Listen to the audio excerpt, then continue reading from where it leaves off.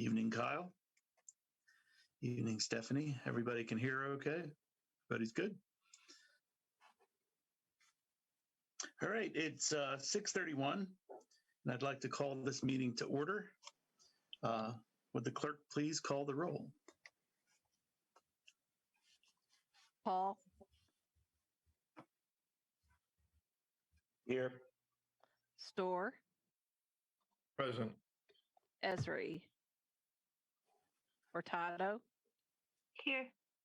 King. Here. Patterson. Here.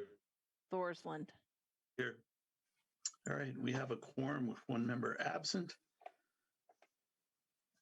I'd entertain a motion to approve the agenda with addendum. So moved. Moved by Mary. Do I have a second? Second. That was Jacob. Thank you, Jacob. Would the clerk please call the roll unless there's any changes to the agenda? I don't believe anyone has one in mind. All right, go ahead, call the roll. Okay. Paul. Aye. Store. Yes. Hurtado. Yes. King. Yes. Patterson. Yes. Thorsland. Yes. All right, that passes. We have the minutes of April 8th, 2021 up for approval. I'd entertain a motion for approval of those minutes. So moved, Patterson. Moved by Kyle. Do I have a second? Second. All right, thank you, Stephanie. Seconded by Dr. Furtado. Does anyone have any changes, corrections, or addendums to those minutes? Hearing none, would the clerk call the roll, please? Paul. Yes. Store. Yes. Hurtado. Yes. King. Yes. Patterson. Yes. Thorsland. Yes. All right. The minutes are approved. We now move on to part 5, public participation. We have 3 people and attendees right now. So I'm going to let in the first person I saw pop up tonight, which was Daryl Seeds. Daryl, can you hear us and can you talk?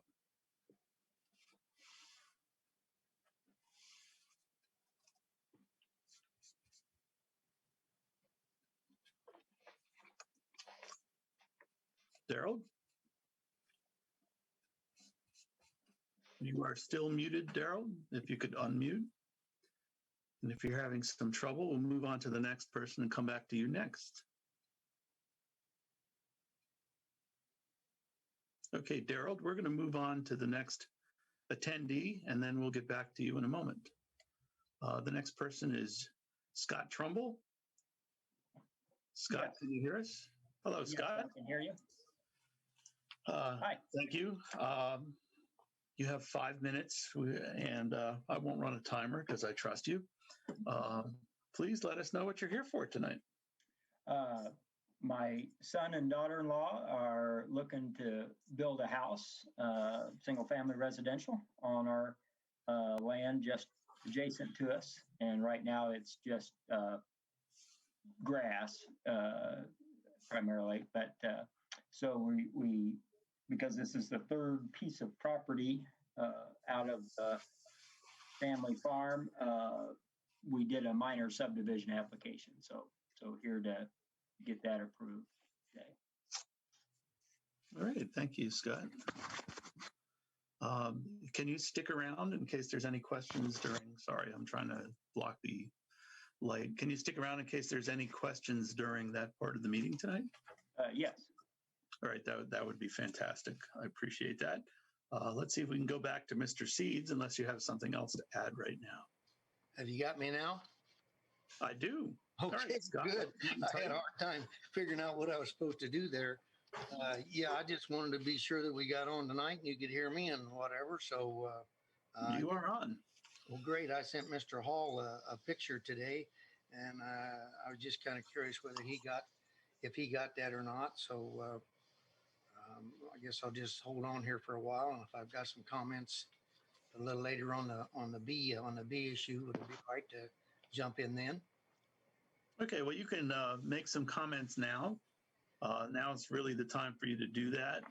Tonight, what's on the agenda for us tonight is really to pass it on to the zoning board for the public hearing. So now is a very good time for you to put your input in. Okay, well, thank you. Yeah, I was just concerned with the mess it makes on the car windshields and the houses and the swimming pools. And every time we get ready to go somewhere, I've got to the Windex out, get the little ladder, get up, clean the windows. Because I mean, when you turn the wipers on, it just smears that bee stuff all over the windshields and the water doesn't take it off. It has to be Windex with some alcohol in it to get it to come off the windows.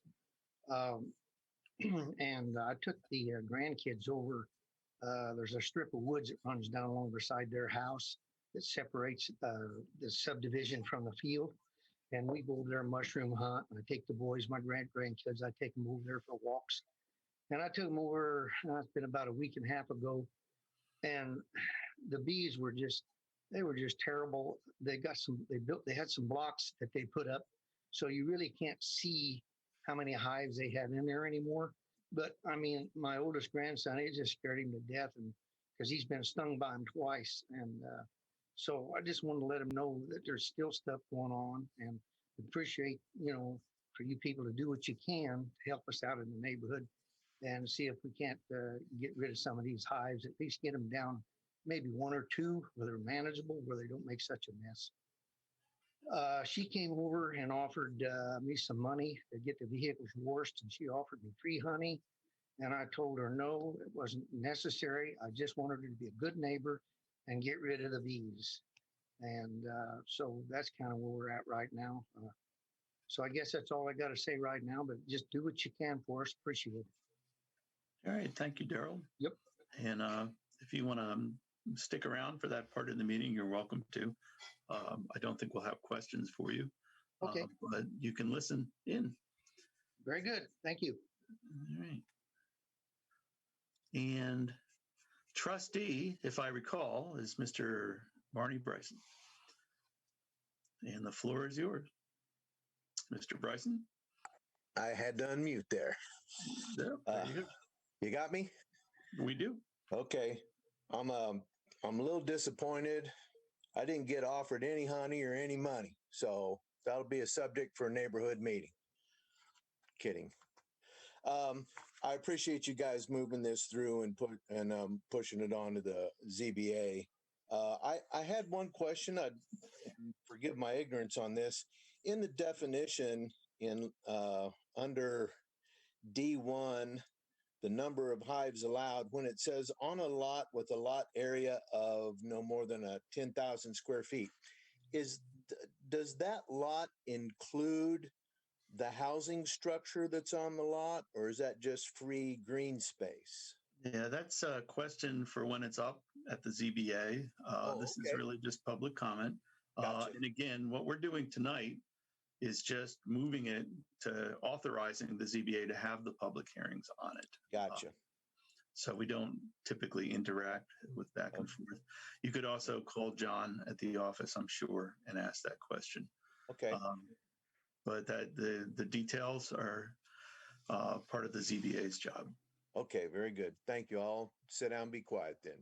All right. Well, I appreciate you attending. And then, like I told Daryl, if you want to stick around and see how that vote goes, then please do. Will do. Thank you. All right. I see no one else in the attendees who wish to speak. So I'm going to close part 5, public participation. And I'm going to go ahead and mute the folks that are attendees. And moving on to part 6, communications for the board. If any of the board members have something they want to share with the public and the rest of the board, now's the time. Anything? All right, straightforward. Moving on to part 7, new business information only. I'm going to give the podium to Susan. Susan has part 5 of the solid waste management plan tonight. Hello, everyone.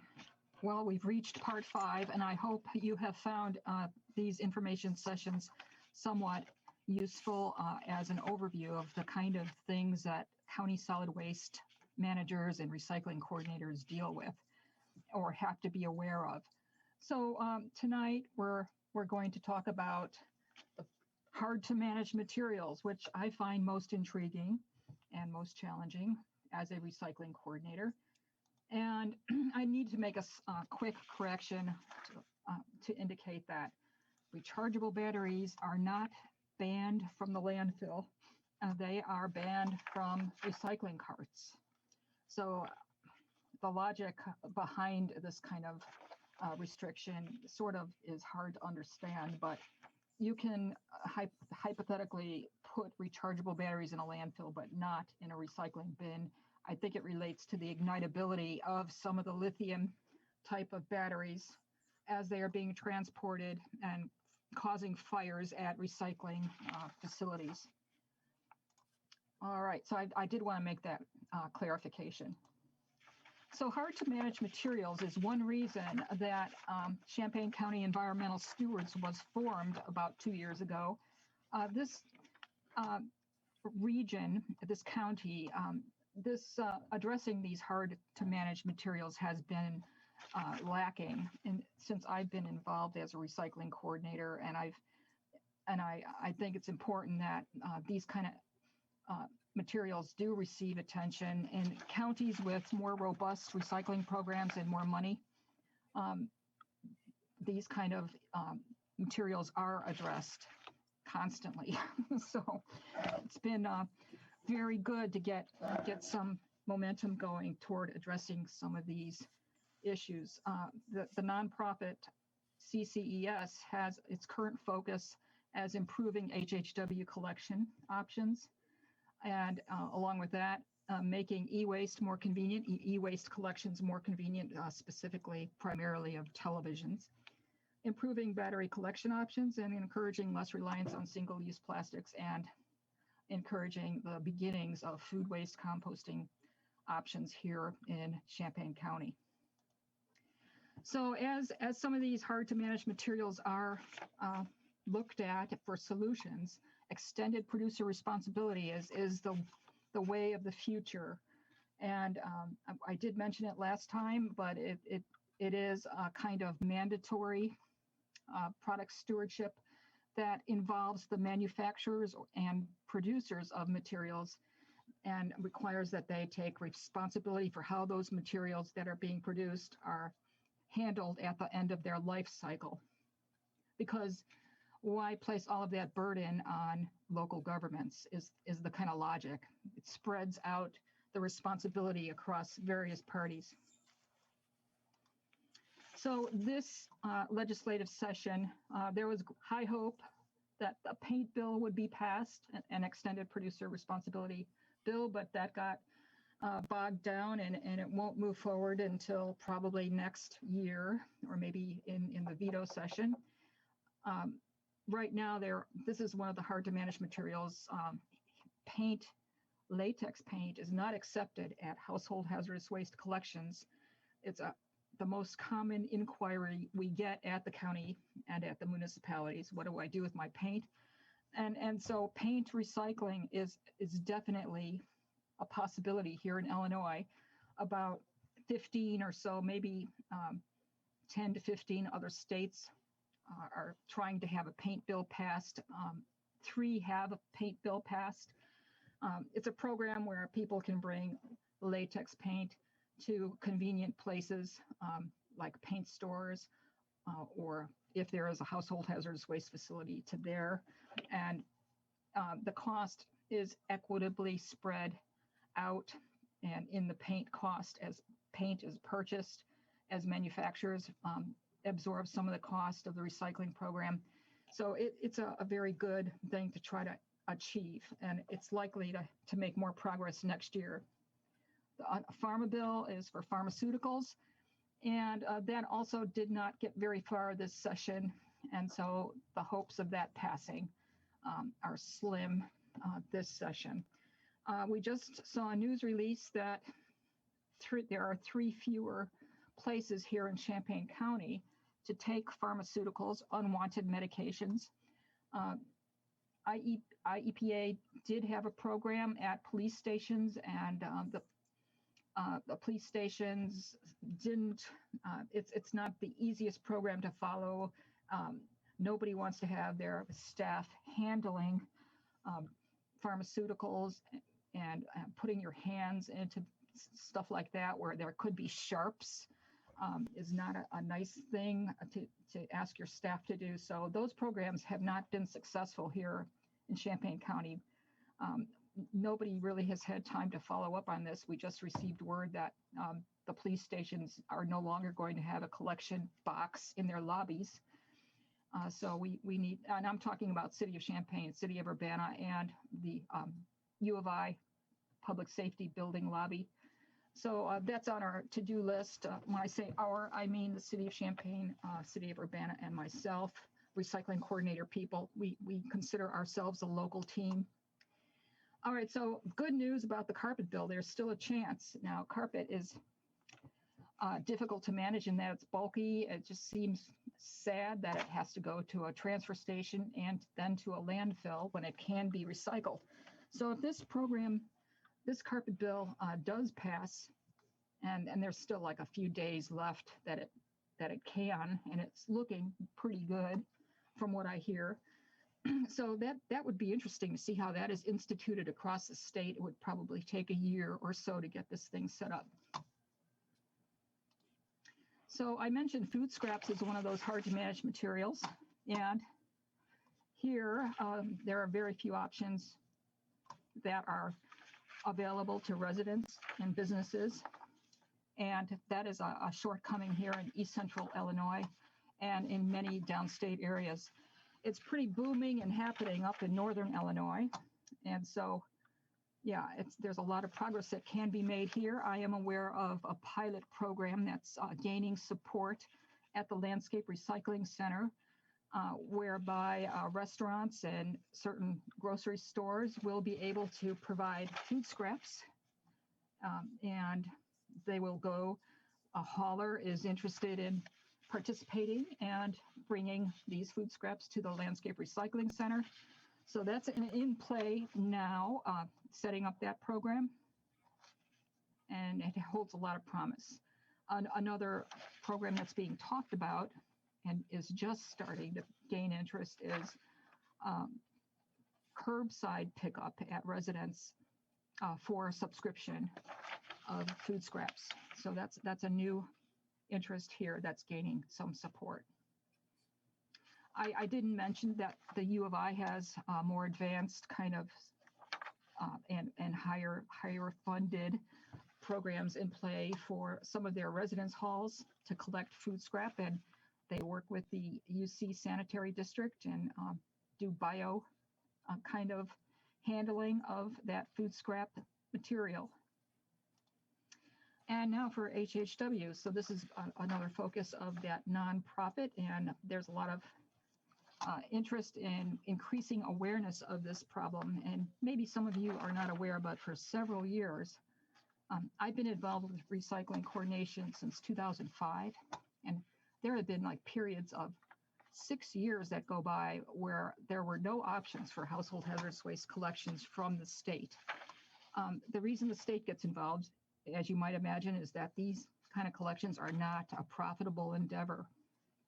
So it's a public safety issue, and you also may not be aware that there are only 4 facilities in Illinois that do offer HHW collection and are open on a permanent basis part-time throughout the year. So it's just not once a year kind of collection happening.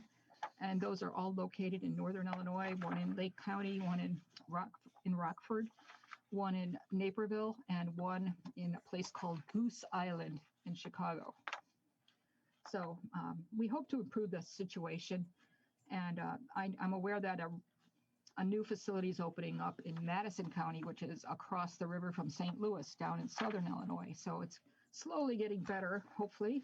And I, as part of this household hazardous waste initiative, our nonprofit has commissioned a feasibility study to update a feasibility study that was prepared back in 2015, between 2013 and 2015. So we're working on updating that feasibility study. We've hired a consultant from Washington who's a national expert. And so we hope to get some really good information. And that is a short-term kind of project, with the study expected to be available in August of this year. So that's pretty promising.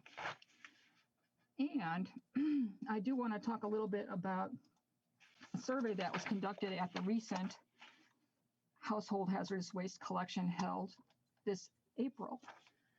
As you are aware, maybe I haven't made it clear, but starting last year, IEPA has agreed to provide an annual HHW collection here in Champaign County. So that's an incredible advance over the way it used to be, where we never knew from year to year whether or not one was going to be available. And these are not cheap one-day collections to hold. On average, the cost of holding a one-day collection without IEPA sponsoring it is approximately $125,000. So yeah, some counties actually do hold their own one-day collections because they did not want to wait for IEPA to, do what they could. So those counties, for the most part, are counties that are funded by tipping fees from landfills. McLean County has been holding their own one-day collections for the past 4 or so years. Their landfill is now closed and their funding sources are drying up. So we're all sort of like struggling here in downstate Illinois to try to get adequate HHW collection services. So anyway, the one-day collection this April was well attended, very efficiently run, very little waiting, and everything went well. So we did distribute a survey, online survey, to we notified people that did attend, and there were about 870 or so participants in that one-day collection. So they were all like made aware that this online survey was there for them to take. And so, and then after the collection, we sent an email to everyone who had registered, even if they showed up or not, to ask them to take the survey. So approximately 900 persons who registered for that collection received a link to take the survey. And then, of course, anyone who visits the nonprofit website can take the survey. So it wasn't exclusively persons who had registered to attend an HHW collection. But anyway, we had 520 responses, which I think is fantastic. It's over like 55% of the known population. And I'll just briefly summarize the results. So approximately 45% of the respondents said they have needed HHW collection outside of the one-day collection events, and 55% or so of these people said no, they had not. And so I always think, well, yeah, these people haven't had collections for years and they're thrilled to have even a one-day collection. So it's sort of that kind of thing happening. And so the second question was, select the option below that you would prefer to have available in Champaign County, and either a one-day collection on an annual basis or a local HHW collection facility open year-round on a part-time basis. And about 60% preferred the permanent collection facility open part-time, which of course is more convenient. And so another question was, would you be willing to pay a small participation fee to have the option that you preferred? And yes was the answer of about 85%. And so then the question was, how much of a participation fee would you be willing to pay? And most, as you see, said $5, $10. And so that's good information for people that are interested in promoting or planning for a facility potentially. And I'm aware that in St. Louis, in their city in Missouri, they do accept contributions at these kind of facilities to offset the operational costs. Question 5 was how far would you be willing to travel? And so you see the variety of answers with 6 to 10 miles being the most popular choice, 11 to 20. So that would imply that, oh, well, if it does end up being, for example, at Rantoul, it's not a bad thing. It's not necessarily a bad thing. Of course, it's always nice to think such a facility could be located more centrally in the county. So here's a question about how aware each person was about where to take their unwanted medications and an old outdated kind of pharmaceuticals. And most people were aware of some options. And so another off the wall kind of question was, how do you dispose of your cooking oil? And so most answered with their regular trash. And I looked at some of the others, and it's sort of surprising how many people actually pour that stuff down the drain with hot water and soap, which the UC Sanitary District is always asking them not to do. So this is sort of good information to have as we are interacting and collecting information. Here's one about how they heard about the one-day collection. So that's valuable for getting the word out to populations that were underrepresented. And there was like an open-ended question, and we have like 236 responses of people that were very happy and thrilled at how organized the event was, and all kinds of a range of responses. Some saying, yes, let's get a permanent collection facility. Some saying they're just thrilled to have a one-day annual collection. So that was and then a question explaining what product stewardship is and seeing what the reaction was. And most people strongly agreed with that concept of having a more equitable kind of chain of responsibility over a product's lifespan. And then we got into a few demographic questions, and the ages. Most persons participating in this collection were over the age of 50, 55. So that tells us something. And everybody was a homeowner or owned their residence. And then everybody that responded, which was just about everyone, was white or Caucasian. So that tells us a little bit more about underrepresented, where we might want to reach out to get the word out about the next collection. So then just a question about wanting to receive a newsletter. So I wanted to share this information with you, and I thought it was quite interesting and useful. And you still can take the survey if you visit the Champaign County Environmental Stewards website. So I'll stop talking and let you know that this kind of thing is I hope it helped you understand the kind of things that our update of the solid waste management plan will need to address. So I'll stop talking. Thank you very much. Chris has a question, Susan. Yes. Yes, I do. Susan, are they still accepting still have openings for the e-waste recycling later this month? Yeah, that's our next agenda item. So I'll wait for that to come up. But the answer is yes. One more thing. It's kind of related to the topic, but were you going to talk about Senate Bill 2515, the Muhammad Aquifer Council? You know, I'm not aware of that bill because I'm tracking so many other bills, but that sounds pretty useful. What? Gosh, I'll bet you sleep at night, darn it. Gosh. No, but sounds like a good one. Does it still have a shot? Actually, I just looked it up while we were doing stuff here. It says that it's placed on the calendar for a second reading and on the consent calendar. So there's a fair chance it'll pass. Oh, thank you for mentioning that. I'll take a look at that. But all the deadlines in the calendars keep moving, so we'll see. It's a strange year. All right. Anything else, Chris? Mary King? Yeah. Hi, I'd like to hear more about the food scrap recycling, especially you said there. So which organization is looking into having like curbside pickup for residential areas? All right. Yeah, no, that is not an organization. It's two people, a couple that live in Urbana that have talked to our nonprofit, Champaign County Environmental Stewards. They were asking about how they would go about establishing this kind of business, and we gave them, we meaning myself and another board member of that organization, shared useful information with them. The Landscape Recycling Center is interested in the pilot study for commercial food scrap recycling, but they need to limit what they take in to 10% of everything. So their capacity is somewhat limited.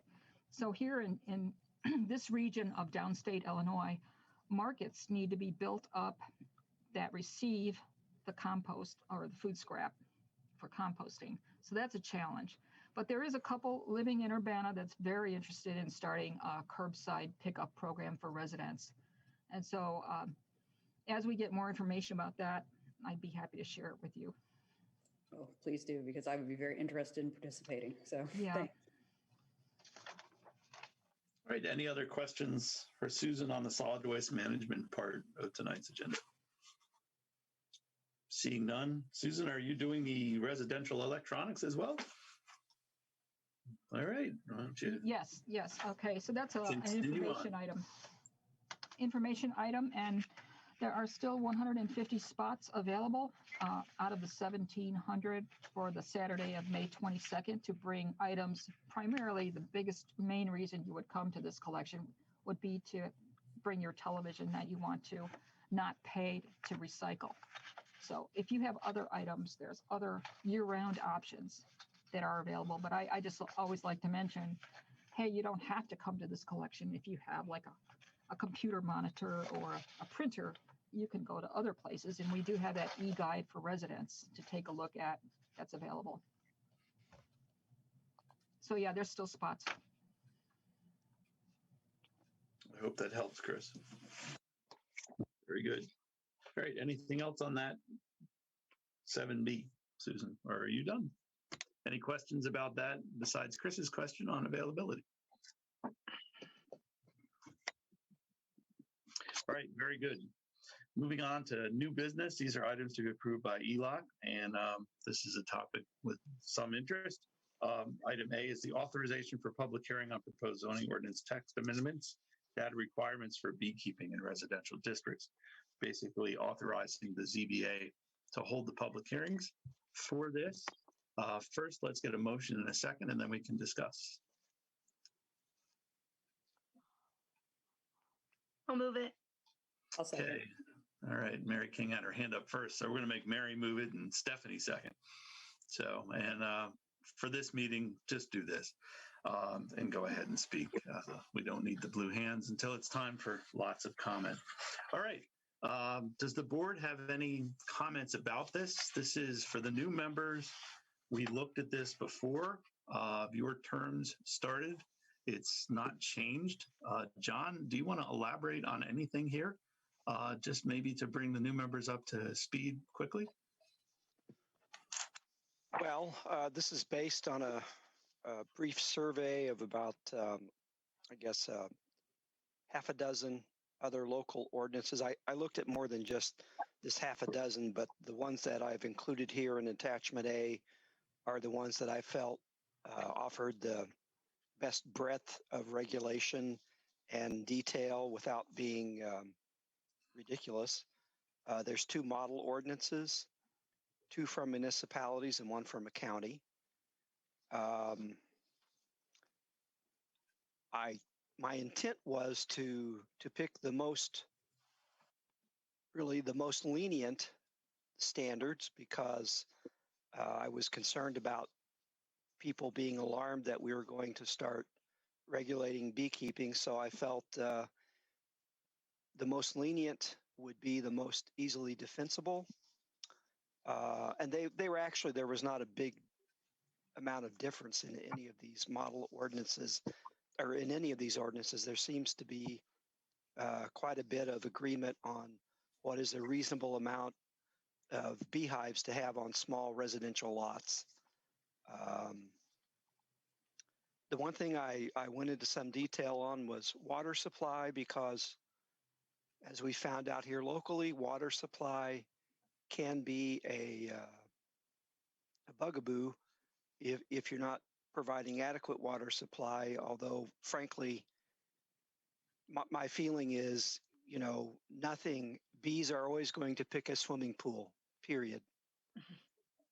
There's just no way to convince a bee to stay away.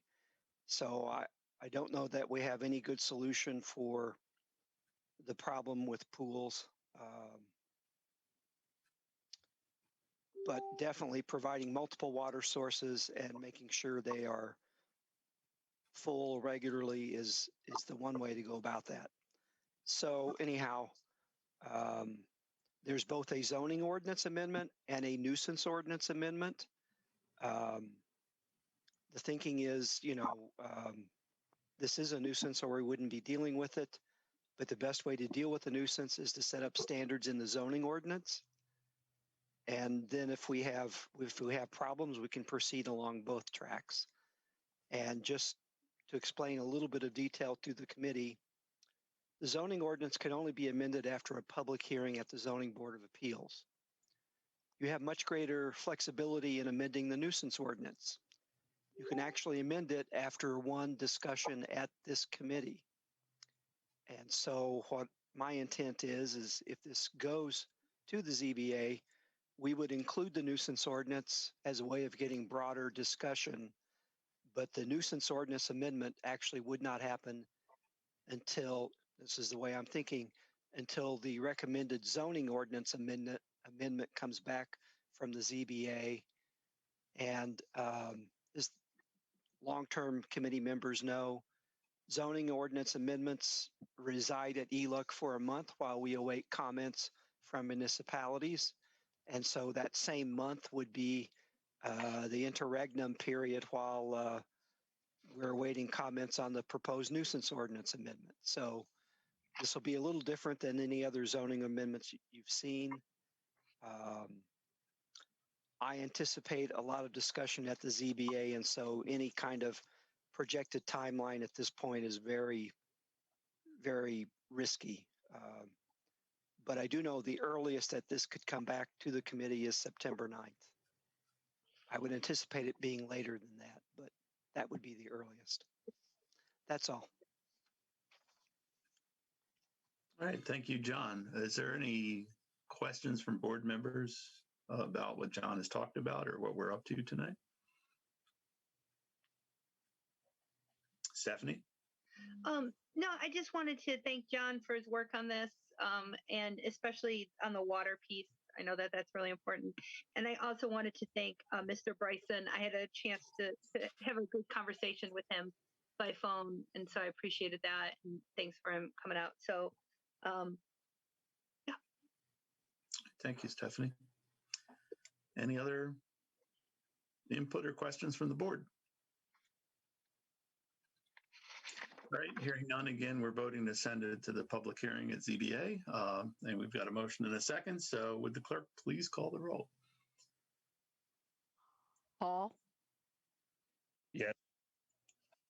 Store, Yes. Furtado, Yes. King, Yes. Patterson, Yes. Thorsland. Yes. All right, that moves on to the ZBA. Thank you very much. All right, the folks that came to listen to that, your next stop will be the ZBA. So keep your eye on the county website to see that come up on the agenda, or you can give the office a call. You can stick around for the rest of it if you like discussions about subdivisions. If not, feel free to jump off or watch it on Facebook. All right, moving on to item 9, new business items to be recommended to the county board. The first is A, subdivision case 205-21, the Trumbull subdivision, final plat approval of a 1-lot minor subdivision located in the southeast quarter of the northeast quarter of section 33 of T21 North, R14W of the 3rd Principal Meridian, and commonly known as the open land west of and adjacent to the house at 2096 County Road 1850 North in St. Joseph. There was an addendum on this that was emailed to everyone. Thank you, Megan. And John, maybe you want to give the brief explanation you gave me about that memo to clarify it, so that we understand our role in that part. Yeah, we received communication from the health department. It documents their review of the subdivision.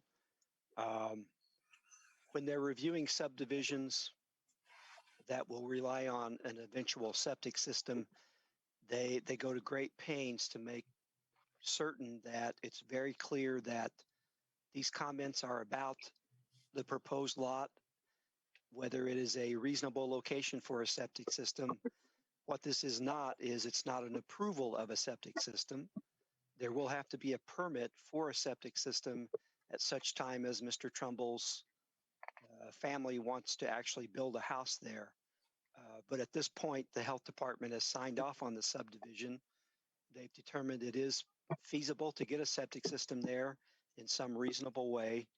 But that still needs to be determined at the time of construction. But they have approved the subdivision in terms of the plat review.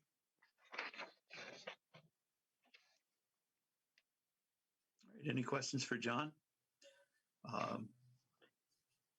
Stephanie? Actually, this is not really related to this, but just to all the items. Can we just make sure we have page numbers on the agenda? Because I think I'm sure they just were left off by an accident, but it kind of makes it a little bit flippy. Flippy. That's a good word. A good word for that. Yeah. Thank you, Stephanie, for that input.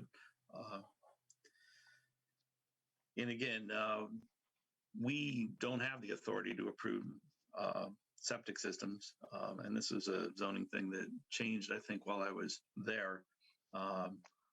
We can only approve the subdivision itself, and they will have to go to the health department for that part of it. So that letter just lets us know that the health department said it was fine. And as John said, feasible. Is there any other questions? Daryl is still here. I believe, let me check to make sure. If you had any, I'm sorry, Mr. Trumbull is still here. Daryl is done. Did anyone have any questions for Mr. Trumbull outside of what he said in public comment? All right, sounds good. With that, I think I still need a motion.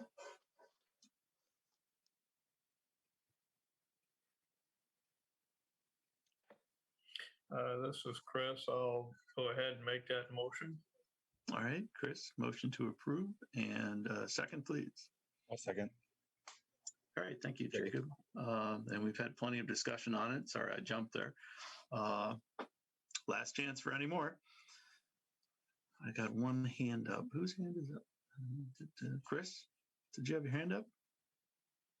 Oh, sorry. Excuse me. No, I was raising the motion to make the motion.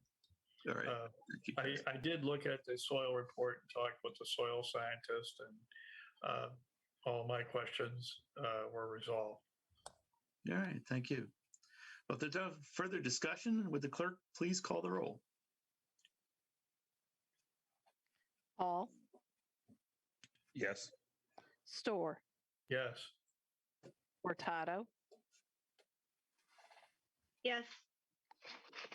King, Yes. Patterson, Yes. Thorsland. Yes, you're right. That's unanimous. On A, thank you very much. B, the annual facility inspection report for the period of 4/1/20 through 3/31/21 for Champaign County's National Pollutant Discharge Elimination System, Municipal Separate Storm Sewer Systems, Stormwater Discharge Permit with the Illinois Environmental Protection Agency, IEPA. And this time I'll make sure to get a motion first. In a second. A motion, please. I'll move it. Moved by Mary, in a second. Second by Chris. Thank you, Chris. John, you want to explain what this is and why it's so important? Yeah, this is our annual report that is due to EPA by June 1 of each year. It reviews what we've accomplished in the past year and what we hope to do in the coming year, as well as reviewing all the construction projects that the county had in the past year where there was land disturbance. Of course, I get the highway information from the highway department, and it's not that we've done a tremendous amount more of construction this year, but we are actually reporting on projects for the past 3 years. That's why that looks so much larger than usual. One thing we have to do as one of the minimum measures for the NPDES report is provide a way for environmental justice areas to have input into the process. And our way of doing that is we do a survey every year. Every year we analyze our environmental justice areas. Most of our MS4 jurisdiction is in an environmental justice area. And I should point out that the county board decided to limit their MS4 jurisdiction to just the area that it actually has to be. They did not expand it to the full county. It's just the unincorporated part of the urbanized area. So chiefly the unincorporated areas around Champaign-Urbana and Savoy. And so we send out a survey to the environmental justice areas every year. That's attachment E. And every year we have to see if the environmental justice areas have changed. And that's why the last attachment there is the map of the environmental justice areas. So those are my brief comments, as brief as it was. Are there any questions? Chris? Thank you, Chairman Thorsland. Mr. Hall, what are we supposed to see on pages 62 and 63?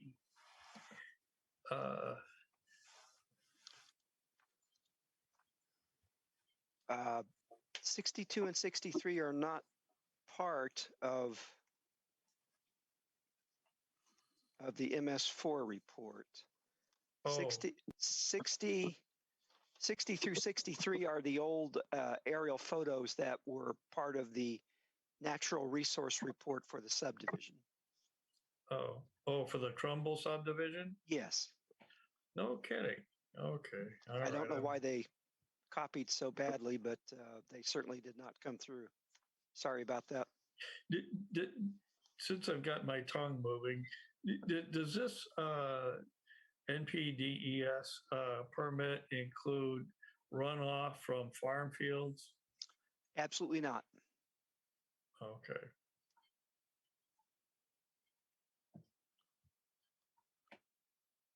All right, Stephanie, you had a hand raised. Yeah, I think that, so I wanted to mention that the federal money that we've received specifically mentions water and sewage. The three infrastructure areas that they have focus on are broadband, water, and sewage. And it seems, and I want to say with the note of caution that we won't know until mid-May what the proposed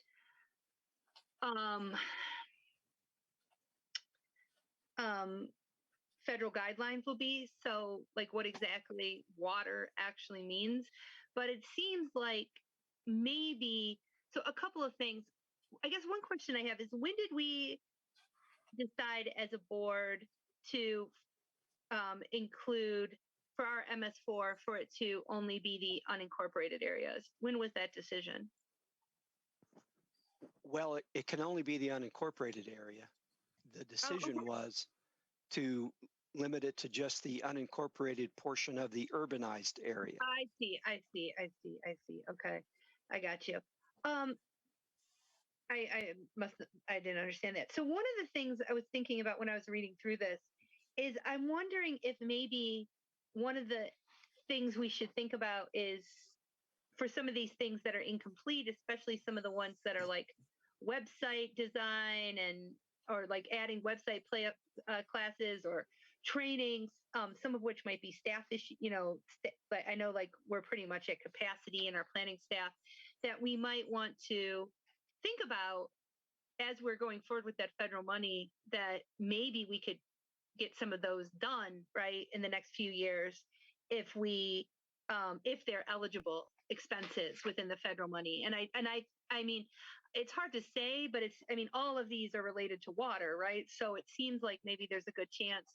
And then I also would maybe like to suggest, as we go forward, because there's also a lot of conversation about some water issues that some of the villages are having. One of our newest board members in District 6 mentioned Garden Hills. I think all three of those federal issues, water, sewage, and broadband, are all very much equity issues. And I think that thinking about as we go forward with this federal money for the next several years,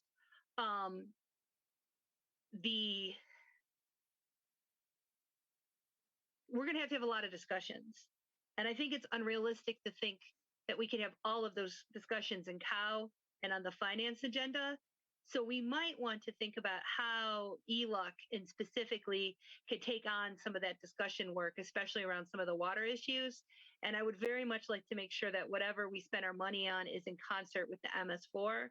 And then I know Susan, in a not staff capacity, came and spoke at our first meeting about a recycling issue. And one of the things that funding can do is go to not-for-profits. And I think that there might be other environmental projects that are out there. And specifically, it could go to, my understanding of the legislation is it could go to not-for-profits who need help because their funding is been hit because people aren't giving as much money, or if they are, they're giving to immediate COVID related type of needs, right? So a lot of not-for-profits have had a rough year last year. And so maybe this body also might want to think about that aspect, right? The not-for-profit environmental aspect as we go forward. But when I got this, I was thinking that this might be a decent, we should definitely keep this in mind. Like, I keep thinking of like documents that we need to keep in mind as we go forward with this federal money. And I'm just going to be honest, the MS4 annual report hadn't been on my radar screen until I saw it come out in the packet. And I was like, oh, well, this definitely should be. And, and I think we'd probably want to hear from John, from you and your staff about, where, if you had XYZ money, what could you do to move some of these incompletes into completes? Because I think that, at least for me, that would be something I'd be super interested in. Yeah, I as well. I think we should have a discussion about that, and maybe I'll add it to the agenda for the next month. And my second point would be thank you, John and staff, for all the work you do to put this together every year. It's not a simple task, and there's a lot of detail to it. So I know it's an accomplishment to get it done. Mm-hmm. Any other questions? And just to clarify, we're passing, the board needs to approve this as a whole, and we're just passing it to the full board. Right. All right. No other comments or questions right now. And thank you, Stephanie and Chris, for yours, and Stephanie especially for bringing that up. Would the clerk call the roll, please? Paul, Yes. Store, Yes. Furtado, Yes. King, Yes. Patterson, Yes. Thorsland. Yes. All right, very good. Thank you for that. Passes unanimously. All right, that concludes part 9. Part 10, other business, the monthly reports from John for March 2021. John, did you have anything to add to the monthly reports besides thank you? No, just it was a relief that I could get both the annual inspection report and the monthly report on one agenda. Perfect. Wonderful. Yeah, and thank you again, and thanks staff for that. Part 11, Chair's Report. This isn't really a Chair's Report, as more of a sort of a straw poll. We're going to enter the bridge phase here in Illinois in the middle of May, and it looks like in June we'll be in what we call fully open, whatever that is, provided the metrics hold. We're not a big body. We're a small group, and the possibility to meet in person starts to pop up in June, I'm thinking. We meet in the Shields Carter room, and it's a big room. And I think we can meet the requirements even for the bridge phase, which is 60%. I was wondering how the board feels about returning to in-person meetings. I think that most of us may be vaccinated by now. I would encourage anyone who isn't to do so. The rush for the vaccination is a little past, and we're into the we've got extras. Please come down to the pharmacy now. And I think people should take advantage of that. It's no cost. I think that board interaction may be a little better. I think that it's been more than a year now, and people may be ready to do that. I, of course, would like masks on everybody, vaccinated or not. But just some general comment. How does the board feel about going back to in-person meetings for the June ELOC meeting? Stephanie? I'd be okay with it. I would like us as a committee to maybe pass like some sort of standards, like expectations of our members, where like maybe we could do it at the beginning of the meeting, where it's like wearing a mask, not coming if they're sick or whatever, you know what I mean, like that kind of, a mask that covers your nose, and that like after, if you get asked more than once to fix it, then you're out or something like that, like sort of like standards. But I think that I know like that the state legislature passed some sort of like rules to be there type of thing, so maybe we could borrow theirs. But besides that, I'd be fine with it. I've been attending some in-person meetings masked up, so as long as we're following the state guidelines and the health department's guidelines, I'm fine with it. Okay, I'll try to get a copy of those rules the state legislature is using, and then Jacob? I mean, I honestly am for it, but I would, for some people not to take it seriously or just get along long enough to where if it becomes an issue where you're detrimental to the citizens, if and bickering and infighting over masks is an issue. I think, if it's working now, we could be dodging some potential problems and making our own lives easier by keeping them remote. But that's just me. Yeah, would you, I think what we would do is hybridize, and I want to talk to IPT about this. We want to probably not have the public come in for the meetings in the beginning anyway, but let them participate remotely. And with that, I think we could probably also have participants who didn't want to come in or didn't feel well, but still want to attend the meeting, attend remotely. I know in another part of my life, we do this. We've done this for many, many years. We have group meetings where people are literally on another continent. So it's not feasible to have us all meet in the room together. And we have some people that are coming in on the screen and other people that are in the room. And that's worked for many, many years for folks. So we may be able to alleviate some of this issue of conflict if there's people that are really dead set against coming in with a mask and don't want to follow the committee's rules. Then I don't want to exclude them from meeting, but let them attend remotely. So would that take away some of that headache for you, Jake?